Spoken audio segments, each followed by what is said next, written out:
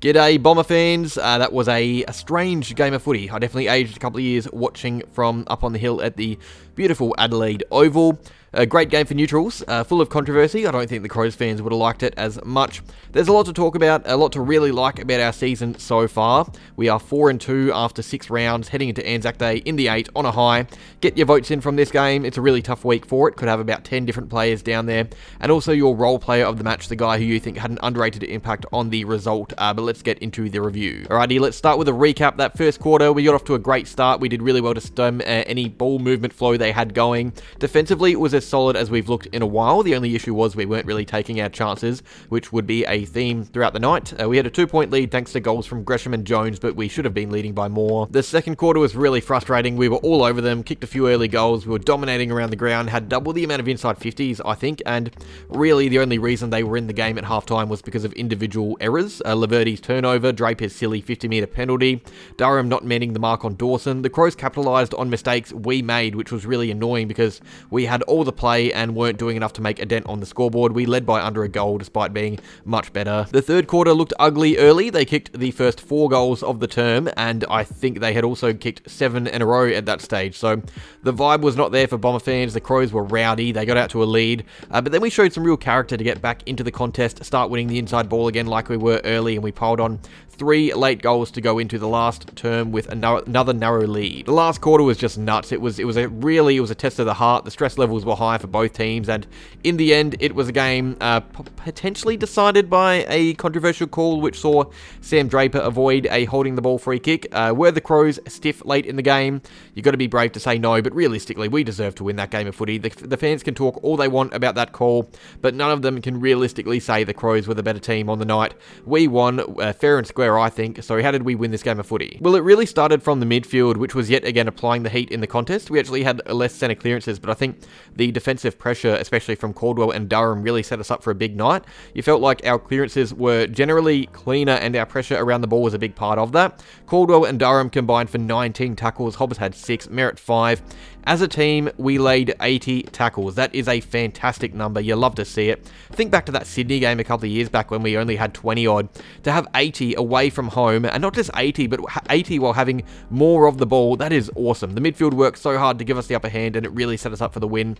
They were great. They were gutsy. Not always clean, but you can't question any of their work rate. And speaking of work rate, our forward pressure was amazing. We put their backline under the pump. You look at that inside 50 count, 62 to 43, and that is all because of our forwards. We had over 30 forward half intercepts, and yes, we were wasteful with some entries, but the fact we were getting repeat entries meant we could hit the scoreboard, and that to me is what won us the game. The fact that they just simply could not escape at times, the Crows defenders. And something I haven't seen many people talk about is how we shut out their transition footy.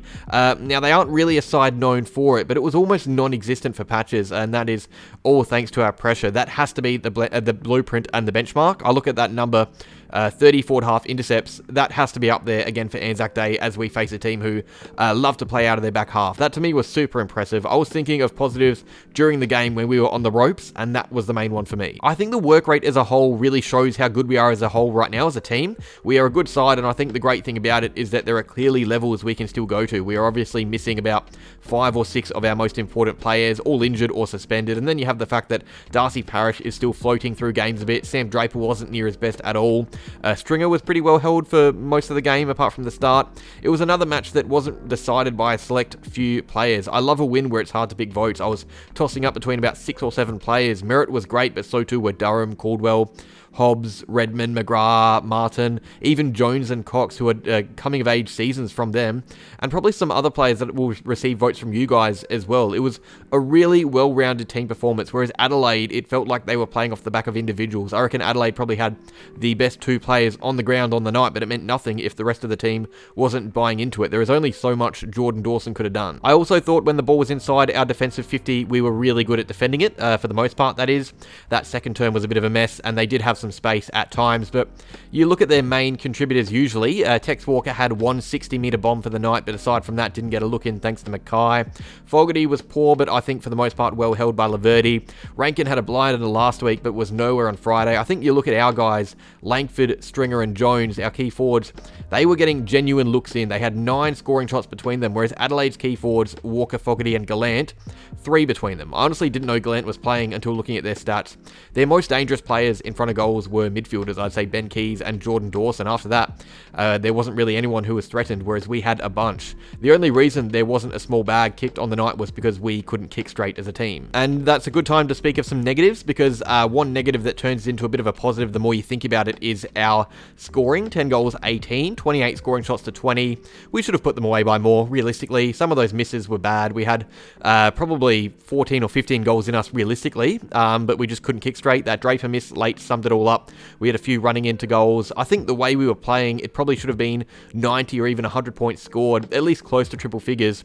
A score of 78 doesn't tell the full story. We were pretty wasteful, but the fact we were so poor inside 50 with ball in hand at times, but still got the win, I think that is massive. You love close wins like that when you genuinely weren't that good as a team, but still got the job done in a hard-fought game. That's a great feeling. And also, we yet again showed that we are capable of dropping out of games entirely for periods, which is not okay. We're really lucky we were playing a fairly average team, but also they're lucky they were playing an Essendon side not at their best.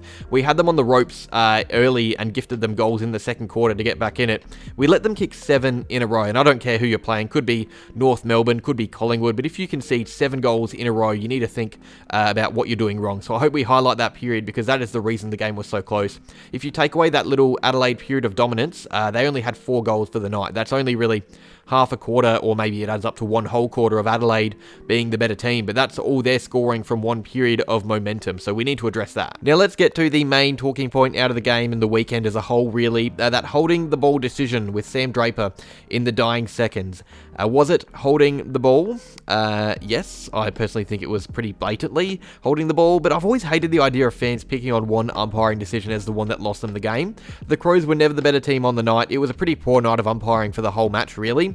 We had some bad calls go against us. They had some bad calls go against them. I think in a game of moments, it is natural to highlight the ones late as the shapers, but really the better team won. I think the Crows fans can feel annoyed by what happened. It's natural to do so, but you can ask any of them who the better team was, and they would probably all say Essendon. The sane ones, at least, would say Essendon. Were the Crows robbed? I never like to say a team is robbed based on one bad call, but I will say the Crows were unlucky. But I think it's only fair that the better team on the night got a bit luckier in the end. Now, there are set to be some selection headaches as we approach Anzac Day, because Peter Wright is going to return, but who will he come in for? Because Harry Jones is firing, Kyle Langford is still playing really well. You can't really have him in the team of favour of a small forward, or we're at risk of losing our pressure, which has been really good lately. So do we get rid of a ruckman? It's tough to say. And then Dylan Shield, he is going to be fit. He's playing well in the VFL. Does he return? Guelphy might even be back. So there are going to be some really unlucky players next week, and I think that's awesome. That the fact we have selection worries for a good reason. We have everybody performing well. I look at that game, I can only name a few players who had down nights. I thought Heppel was not poor, but he was not as good as he has been. It's off the back of such a good season so far. Draper had a down night, but we know how impactful he can be just from energy alone. It's really hard to know what we're going to do with our team that is named on Wednesday, and I'm really excited to see who is in and who misses out. All in all, though, I think that was a really awesome win. It was really hard fought. It was gritty. Was it clean and perfect? Not even close, but we went out away from home as underdogs. We tried pretty hard to lose the game, but we got it done, and that was as hard and as tough as we have looked in a long time. Our tackling pressure was immense. Our attack on the ball was hard. Of the 2 wins, the Bulldogs and Crows, I actually preferred this one, even though we played worse. There was a lot to dislike about this game, which in turn means there is a lot to like, because we went out at a tough venue. The crime scene of our last visit hadn't even been cleaned up, and we hung on for a win. We're starting to look like a really decent footy side, which is good. Let's just hope we continue to play this well. More of this, less of that gather round form. Let's get on to the votes. Alrighty, votes this week is tough, really tough. I hope we have some differences, because a few guys deserve them. One vote to Nick Marston, who iced the game. It wasn't his highest disposal tally, but I thought he was great, both rebounding and entering 50. Had some great defensive moments minutes as well, which was good to see. 2 votes to our captain, Zach Merritt. He was great. Could have easily had 3, but I thought Caldwell was game-changing. That third quarter in particular was huge. He was the one that really turned it around for us in the midfield, and his defensive efforts, game-high pressure acts and tackles, 10 tackles to be exact, I thought he was our best on ground, but it's tough. Could easily have Durham or Gresham in there, even Hobbs maybe.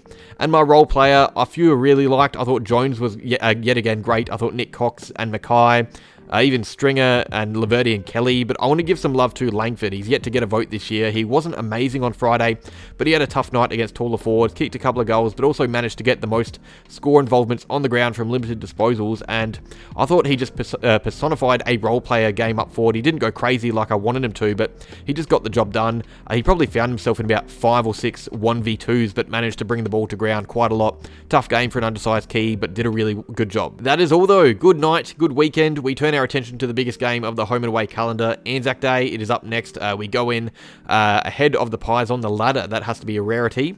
It's shaping up to be a massive game. These wins against teams like the Bulldogs and Crows don't mean anything if we go out and play poorly against Collingwood. So expect a gigantic crowd, a fired up Bombers outfit. Like if you enjoyed the video, subscribe if you're new, and as always, go Bombers.